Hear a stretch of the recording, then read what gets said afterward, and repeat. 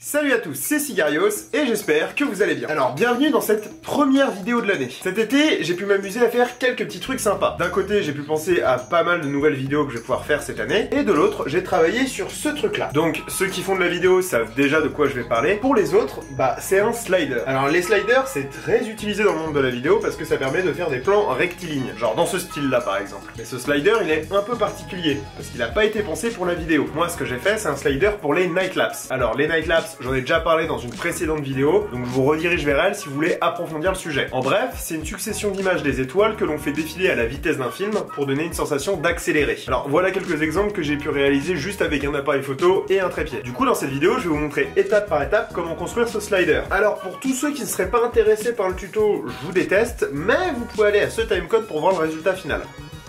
Bon, maintenant que les chieurs se sont barrés, on va pouvoir parler de ce tuto. Alors, avant que ça commence, je tiens à préciser que tout est disponible en description. On parle des modèles 3D, des schémas électroniques, du matériel électronique, le code, ainsi qu'une bonne grosse dose de courage pour réaliser ce truc. Mais bref, passons à la première étape qui va être la construction du cadre. Yo, alors voilà le matos dont on va avoir besoin pour construire le cadre de notre slider. Donc, l'élément principal, c'est un grand tube en inox. Donc ici, il faisait 1 mètre par 2 mètres de diamètre et je l'ai coupé au centre. Ça nous fera un slider d'à peu près 50 cm, un peu plus petit. On va avoir différentes pièces aussi que j'ai imprimées en 3D ici. On va avoir la courroie et le moteur, donc ça c'est pour la transmission du mouvement, et un système d'accroche pour l'appareil photo. Je vous mets le lien de tous les objets que j'ai achetés en description, ainsi que les plans pour imprimer ces pièces en 3D. Allez, c'est parti pour le montage.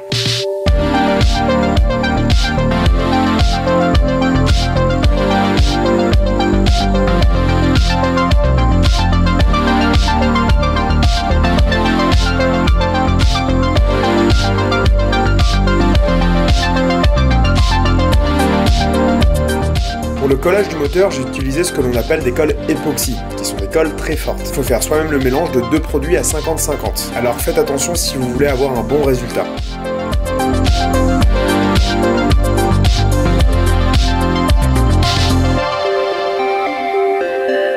La longueur de la courroie s'estime en faisant l'aller-retour sur votre cadre et en y ajoutant 20 cm. Ces 20 cm vont permettre d'avoir de la prise pour retendre la courroie si besoin.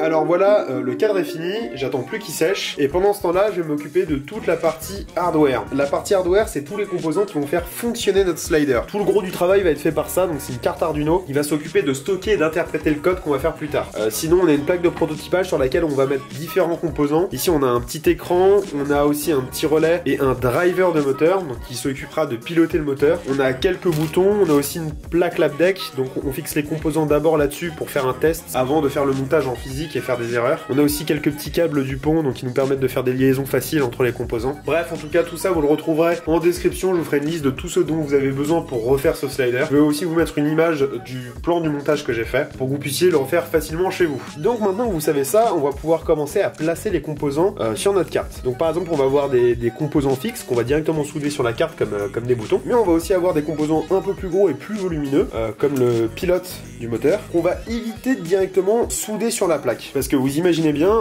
qu'un composant comme ça, bah déjà ça coûte un peu plus cher que les autres, donc ça serait bien de pouvoir le récupérer si un jour la carte meurt, mais aussi il peut cramer ce composant. Donc typiquement ce serait bien de pouvoir le changer, bah si il crame. Et pour ça, au lieu de directement le fixer sur la plaque, on va utiliser des petites prises comme ça. Donc ces prises vont directement être soudées sur la carte, et ensuite on pourra encastrer dedans notre composant. Je vous conseille donc de faire ça quand vous avez des gros composants qui risquent d'être compliqués à dessouder si un jour ils crament. Bon, maintenant que la partie chiante, longue et explicative est passée, on va pouvoir passer au montage. C'est parti.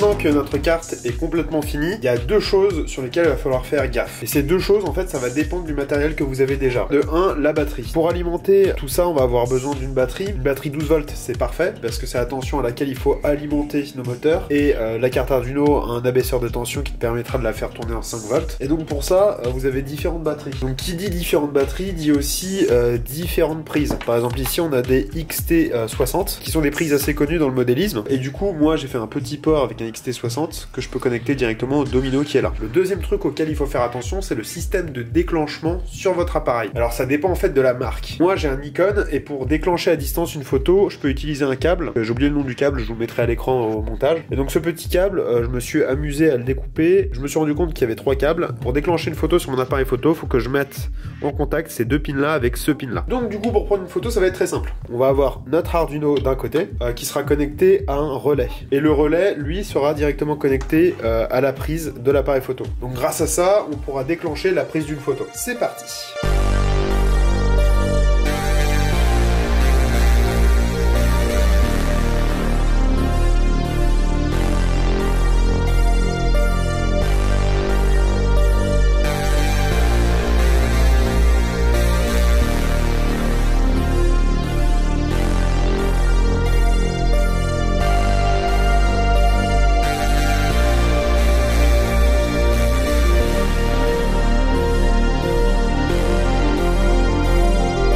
Du coup, j'ai fait un petit code pour tester le déclencheur. Donc le code, en fait, il est très simple. Il active tous les 3 secondes le déclencheur pendant un dixième de seconde, ce qui est largement suffisant normalement pour déclencher une photo. Donc du coup, je vais brancher le câble à l'appareil photo.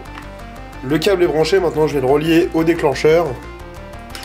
Et maintenant que c'est branché, on va brancher directement la carte Arduino. Ah yes, putain, trop stylé! Et voilà, il nous prend une photo tous les 3 secondes.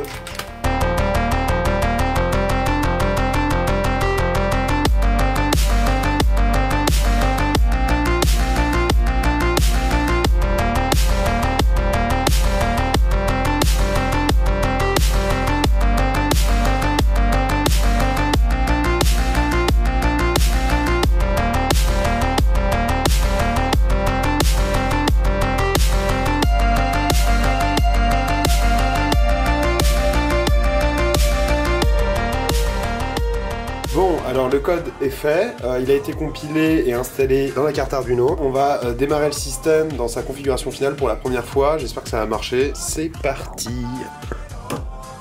Ok, déjà ça sent bon. On va se mettre en mode vidéo pour le test, puisque ça sera beaucoup plus visuel. Hop, on va se mettre à la vitesse maximum, pour voir ce que ça donne. Commencement. Ah, ça tourne! Donc le mode vidéo, hein, c'est un truc assez bête, ça fera bouger le slider de droite à gauche sans arrêt. Bon, par contre ça chauffe fort. Ça a un peu chauffé, je vais vous expliquer pourquoi. Alors, laissez-moi me mettre en position. Donc imaginons, si vous vous rendez compte que ce composant chauffe un peu trop, ou que le moteur a du mal à tourner, c'est parce que vous lui donnez pas assez de puissance pour qu'il tourne correctement. Pour faire évoluer justement cette puissance, vous allez avoir une petite vis ici. Si vous le faites tourner vers la gauche, vous allez lui donner plus de puissance. Mais par contre, le composant va chauffer un peu plus. Par contre, si vous la tournez vers la droite, vous lui donnez moins de puissance. Il faut trouver en fait un juste milieu pour éviter de cramer le composant d'une part et de deuxième part pour en fait lui donner suffisamment de force pour bouger le chariot sur le slider. Ça, c'est à vous de voir selon l'appareil photo que vous allez mettre dessus, s'il va devoir être tracté en hauteur ou pas, ça dépend de plein d'éléments différents. Je vous conseille vraiment de faire vos propres tests et comme ça vous connaîtrez aussi un petit peu la limite du composant. Vous pouvez aussi faire une deuxième chose qui est rajouter un petit radiateur sur le composant. Attendez, je vais faire tout de suite. Il pourra dissiper plus de chaleur, donc tenir un peu plus longtemps à haut régime. Bon vu que maintenant tout ça est prêt, on va passer à la phase finale. Je vais installer le moteur sur le slider, mettre la courroie, faire quelques petits correctifs dans mon code, et on va partir pour tester tout ça. Allez, c'est parti.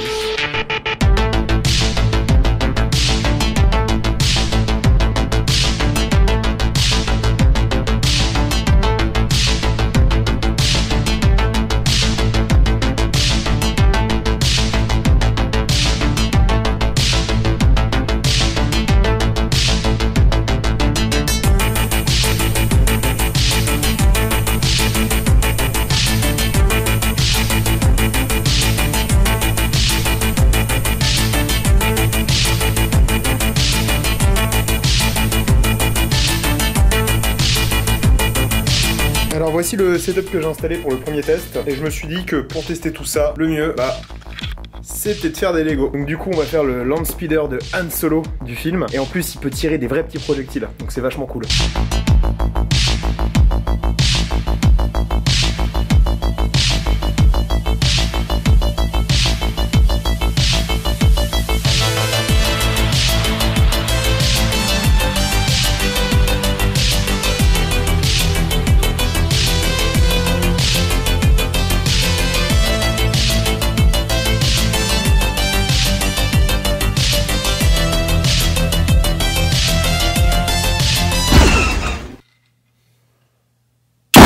Alors, pour paramétrer le mode photo du slider, c'est pas très compliqué. Donc déjà, on va avoir les boutons de navigation, donc le bouton moins, le bouton plus et le bouton de validation. Donc là, on va choisir le mode photo.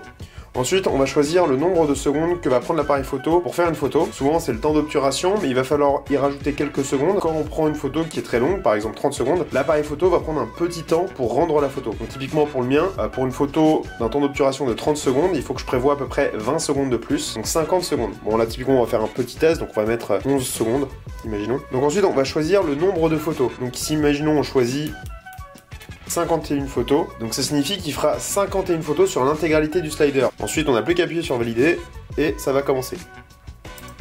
Donc là, on a entendu le déclencheur de la photo, et là, on a entendu le slider se déplacer. Voilà, voilà.